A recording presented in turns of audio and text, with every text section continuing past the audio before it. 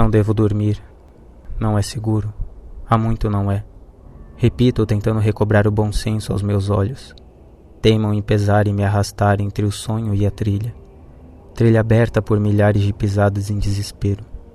Antes na esperança vã de se chegar à velha cidade, hoje no anseio de reencontrar aqueles que nunca mais deveriam ser vistos a pisar no mundo.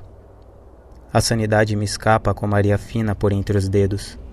Recorro ao esgarço preso ao pulso por sentir-me só, o último homem. Cômulos, que sua fortuna e coragem caiam sobre mim. Os fios espetam meus lábios num beijo de súplica, como os velhos me ensinaram. Tal Deus chegaria em terras tão distantes das planícies? Chegaria sequer às planícies? O primeiro ataque dos medonhos levou meu cavalo e a segunda tempestade de terra talvez tenha me levado toda a sorte. Quantos ataques mais haverão? Por quantos mais serei capaz de manter a vida? É preciso pensar. É preciso pensar para suportar o sono. Tento me agarrar à fé de que não dormirei pensando. Não. Não dormirei se pensar. Como souberam da urna? Os espancamentos, a tortura, nada disso seria capaz de cravar essa pergunta tão fundo como está agora. Queriam uma resposta, eu também. Talvez mais do que todos eles. Depois de horas em tortura, finalmente esqueceram de apertar mais uma vez a mordaça. Deixaram uma faca em descuido. Estavam exaustos. Eu também. Mas era o único que precisava de um erro, uma imprudência. Matei-os sem exageros, sem ressentimentos, sem descuidos. Como souberam da urna? Saí do cubículo com a pergunta em minha mente, dolorindo meu corpo, repetindo-se em minha voz. Mais homens me esperavam do lado de fora. Espancamentos se repetem até o sacar sonoro de punhais compridos. Aqueles não me dariam a dádiva do descuido. Saltariam em minhas vísceras e emergiriam delas tantas vezes quanto aqueles braços aguentassem. São tempos estranhos, disse enquanto esperava resignado. Nada acontece. Apenas silêncio. Apenas uma espera pela morte que tornou-se longa. Deixem-no. Um sacerdote ordena muito seguro, mesmo ao redor de homens como aqueles. Parecia ungido de certezas sólidas, convencido por argumentos que nunca dei. Deixaram-me partir numa facilidade familiar, a mesma que encontrei ao abandonar o feudo de meu clã. Assim como meus tios, aqueles não me caçaram, apesar de ser prudente a caçada e a morte.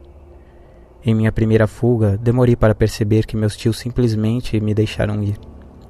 Escondi-me feito um rato por muitos meses, até notar que simplesmente não me procuravam, não me procurariam. Dessa vez poupei conjecturas aos mercenários, preferindo a pergunta que ainda domina meu ser. Como meus tios souberam da urna? Como sabiam que eu estaria lá? Como? Depois de tantos anos de cuidado em tornar-me um homem refeito, de feições tão distintas, um anônimo, seguiram por aqui há alguns dias, junto de meus primos e talvez com um dos meus irmãos. Notas pegadas, a poeira batida, as marcas nas pedras para o retorno. Presto atenção na terra dura, nos cheiros, tentando encontrar algum deles a agonizar, ferido pelas criaturas, ainda lúcido o suficiente para que eu possa perguntar: como? Como souberam da urna? Seguro com força o cabo da lâmina a pender de minha cintura em ímpetos já pouco controlados. Sinto o pano que a enrola a tocar minha mão. Não a montaria, mas há uma boa arma. Isso costumava me confortar. Procuro-a sempre por raiva ou medo, não sei se pela dúvida ou por me ver só numa trilha como aquela. Vivian visitava as barracas dos pródigos. Era uma boa hora para uma bruxa visitar um homem, achá-lo na digestão das cenas trágicas do dia, tentando superar o pavor da quase morte e a encarar, ainda muito jovem, a própria finitude que nos espreitava em cada novo serviço. Achar homens assim e oferecer garantias em troca de amputações tecia seu ofício escuso. Bateu em minha porta e eu me escondi no silêncio, como costumava fazer. Ela naturalmente pareceu passar para os próximos casebres, mas as batidas se repetiram como antes, ainda à minha procura. Pareciam inquietas, em pedidos ritmados. Encostei o ouvido contra as frestas. A interrupção fez meus dedos buscarem o ferrolho com cuidado. Um estalido seco provocou meu corpo à direção oposta.